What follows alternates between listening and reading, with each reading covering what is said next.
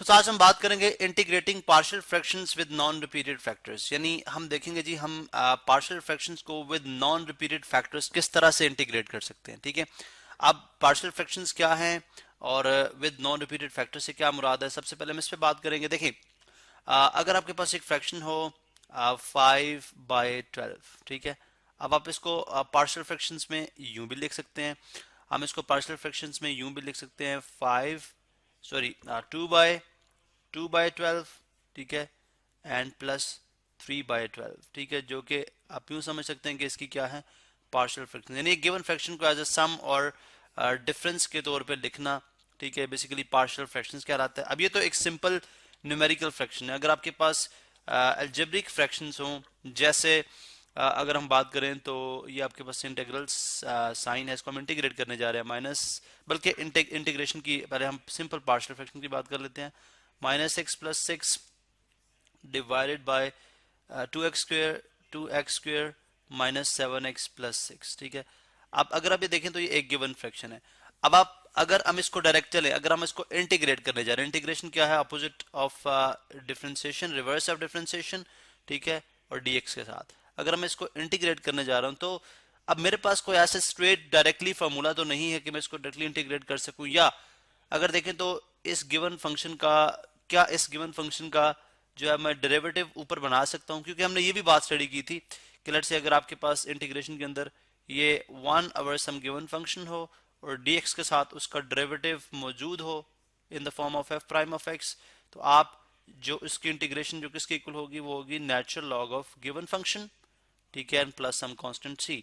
ठीक है, तो क्या इस तरह की सिचुएशन बनाई जा सकती है। ये भी थोड़ी सी कॉम्प्लिकेटेड हो जाएगी, मुश्किल हो जाएगी, बिकॉज इसका डेरिवेटिव बनेगा 4x-7, लेकिन हमारे पास -x+6 है, तो ये भी कॉम्प्लिकेटेड है, ये भी थोड़ा मुश्किल है। ठीक है, अब इसका मतलब हम इसको पार्शियल फ्रैक्शन में कन्वर्ट कर लेते हैं। सबसे पहले इसको पार्शियल फ्रैक्शंस में बनवाते हैं। ठीक है, चलें, अब सबसे पहले आप देखें डिनोमिनेटर को मिड टर्म ब्रेक के थ्रू आप इसके फैक्टर्स पहले बनाएं। ठीक है, डिनोमिनेटर्स, ठीक है, जो या फैक्टर्स ऑफ डिनोमिनेटर है, यूं कर ले, factors of factors of factors of denominator, factors of denominator, ठीक है। अब डिनोमिनेटर के फैक्टर्स क्या हैं, यहाँ पे जो मुझे फैक्टर्स है, अगर आप इसको मैं फैक्टराइज करता हूँ 2x² -7x+6, तो मिड टर्म ब्रेक के थ्रू हम इसको फैक्टराइज करते हैं, हमारे पास फैक्टर्स बनते हैं 6, ये देखें 2x² टाइम्स 6 इज 12x², ये और प्रोडक्ट सम इसका -7x है, तो ये किस तरह से बन सकता है, चले हम यूं कर सकते हैं कि ये 12x² बनता है, तो हम -4 -3 कर लेते हैं, 2x² -4x -3x एंड +6। अब यहाँ से 2x कॉमन, ठीक है, ये आ गया x-2 सॉरी, एंड यहाँ से -3 कॉमन, तो ये भी आ गया x-2, तो x-2 कॉमन आ गया। अब तो x-2 कॉमन पे 2x -3 इसके फैक्टर्स बन गए। ठीक है, इसका मतलब है ये क्वेश्चन जो फॉर्म अटेन करेगा वो बन जाएगा -x+6 our x-2 and 2x-3। अब देखिए मैंने एक वर्ड ऐड किया था यहाँ पे, नॉन रिपीटेड फैक्टर्स, ये केस, बिकॉज इसके मुख्तलिफ केसेस हम वन बाय वन स्टडी करेंगे। अब ये नॉन रिपीटेड फैक्टर्स, देखें ये फैक्टर डिफरेंट है और ये फैक्टर डिफरेंट। फैक्टर क्या होता है, जो कंप्लीटली ऐसा नंबर जो कि किसी गिवन नंबर से कंप्लीटली डिविजिबल हो जाए, ये रिमाइंडर 0 आ जाए, वो फैक्टर कहलाता है। तो अब इस केस में अगर आप देखें तो ये दो डिफरेंट फैक्टर्स हैं, रिपीट नहीं करे, x-2 डिफरेंट है, 2x-3 एक डिफरेंट है। ठीक है, और दूसरी बात क्या है, लीनियर है। ठीक है, यहाँ पे बल्कि मैंने एक वर्ड ऐड नहीं किया, नॉन रिपीटेड लीनियर फैक्टर्स होना चाहिए था। ठीक है, लीनियर फैक्टर्स, ठीक है, नॉन रिपीटेड लीनियर फैक्टर्स। अब अगर लीनियर क्यों है, बिकॉज इसमें x की पावर देखें तो x की पावर जो है वो क्या है, 1 है। अब इस तरह के जो क्वेश्चंस होते हैं, सबसे पहली बात है कि हम इसको किस तरह से ये ले चले, मैं यहाँ पे सेपरेशन लाइन लगाता हूँ। हम -x+6 को के पार्शियल फ्रैक्शन किस तरह से करेंगे, x-2 टाइम्स 2x-3। अब ये किसके इक्वल आ जाएगा। अब इस तरह के केस में पार्शियल फ्रैक्शन का चैप्टर अगर आप स्टडी करें, उसमें हमने बात डिटेल से डिस्कस की हुई है। आप देखेंगे a ओवर x-2 प्लस, अभी हम ये रखते हैं plus some constant b over 2x-3। अब बेसिकली इस फ्रैक्शन को आप दो फ्रैक्शन की दो फ्रैक्शन के as a sum of two fractions के तौर पे लिख सकते हैं। ये कहलाएंगी इसकी पार्शियल फ्रैक्शंस, ये इसकी पार्शियल फ्रैक्शंस। ठीक है, चलें अब हमें बेसिकली फाइंड आउट करना है ए की वैल्यू कितनी होगी और बी की वैल्यू कितनी होगी। अब उसके लिए हम जो है वो अगर x माइनस टू और इन दोनों को मल्टीप्लाई करा दे दोनों साइड्स पे, ठीक है, यानी इस एलसीएम को अगर आप x माइनस टू और 2x माइनस थ्री का और यहाँ पे भी x minus to 2x minus LCM ले लें तो ये मल्टीप्लाई हो जाएंगे दोनों तरफ। तो ये कुछ इस तरह से सिचुएशन बनती हुई दिखाई देगी हमें। अगर मैं यहाँ पे आपको शो कर दूं minus x plus six our x minus to और 2x माइनस थ्री टाइम्स, यानी सब के साथ मल्टीप्लाई कराएंगे। एक मेथड आपने ये भी पढ़ा था, x माइनस टू और 2x माइनस थ्री, ये इज इक्वल टू होगा ए अवर x माइनस टू, इसको भी आप मल्टीप्लाई करा दें किसके साथ, x minus to 2x minus three, और इसी तरह से प्लस b टाइम्स b अवर 2x माइनस थ्री, और इसको भी हम मल्टीप्लाई करा देंगे किसके साथ, x माइनस टू और 2x माइनस थ्री के साथ।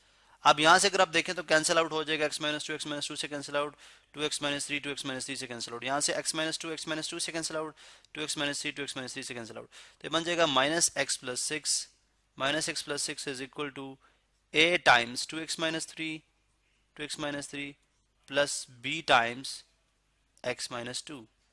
अब हमें बेसिकली फाइंड आउट करनी है a और b की वैल्यू, जो आप जब यहाँ पे पुट करेंगे तो ये एक्चुअल जो है वो आपके पास पार्शियल फ्रैक्शंस आ जाएंगी, ठीक है, उस गिवन फ्रैक्शन की। फिर उसके बाद हम इसकी इंटीग्रेशन की बात करेंगे। देखें तो इसको राइट साइड पे ड्रैग करता हूँ।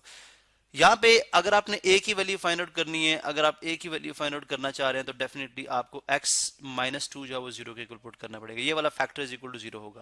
That means if x minus two is equal to zero, that means x is equal to to.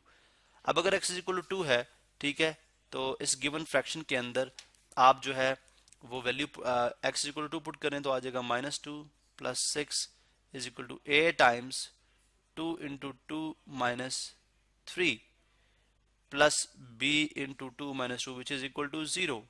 तो b जीरो हो जाएगा तो a किसके इक्वल आ जाएगा, 4 minus one which is equal to 4 minus three which is equal to 1, तो 6 minus two is 4, किसके इक्वल आ गया, 4 के इक्वल। तो a तो हमारे पास है 4 के इक्वल। अब ये वाली वैल्यू जो है वो आप इस गिवन इक्वेशन के अंदर अगर आप पुट कर दें, या चलें फॉर इस तरह से कर लेते हैं, फॉर फाइंडिंग b आप 2x minus three equal zero put करें, ठीक है, फॉर b। चलें इसको मैं यहाँ पे पहले एक बॉक्स में बंद करता हूँ, ये हमारी रिक्वायर्ड वैल्यू है। इसी तरह से टू फाइंड b, ठीक है, टू फाइंड b, अभी हम b को फाइंड आउट करेंगे, ठीक है, फॉर b ये था for a and for b 2x minus three जो है ये फैक्टर है और इसको जीरो के इक्वल पुट कर लें तो 2x is equal to three आ जाएगा and x is equal to 3/2 आ जाएगा। अब इसको पुट करें उस गिवन पुटिंग इन इक्वेशन 1, आ जाएगा minus 3/2 plus 6 is equal to, a तो जीरो हो गया बिकॉज इसको फैक्टर को रखने से आपके पास जीरो आया, मतलब इसी फैक्टर को आपने जीरो के ऊपर रखे, इसका मतलब ये zero plus b times 3/2 minus 2। अब इसको हम सॉल्व कर लेते हैं, यानी b हमारे पास कितनी वैल्यू आएगी b की, तो b हमारे पास कितना आ रहा है इसको हम चेक कर लेते हैं।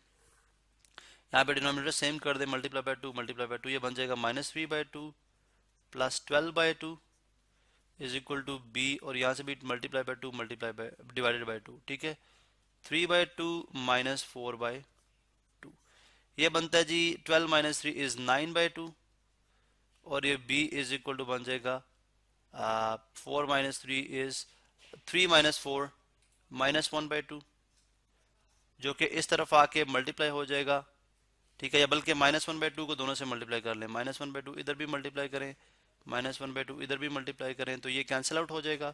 सो b इज इक्वल टू आ जाएगा जो है वो सॉरी ये हम थोड़ा सा 2 से मल्टीप्लाई करेंगे, माइनस 2 से, ठीक है, माइनस 2 से इधर भी और माइनस 2 से इधर भी, ठीक है, तो ये 2 नेगेटिव 2 पॉजिटिव हो जाएगा, तो b इज इक्वल टू आ जाएगा हमारे पास 2 नेगेटिव 2 से कैंसिल तो माइनस 9, सो बी आ गया -9। अब हम इसी क्वेश्चन को नेक्स्ट वीडियो के अंदर कंटिन्यू करेंगे और देखेंगे किस तरह से इंटीग्रेशन की जाए।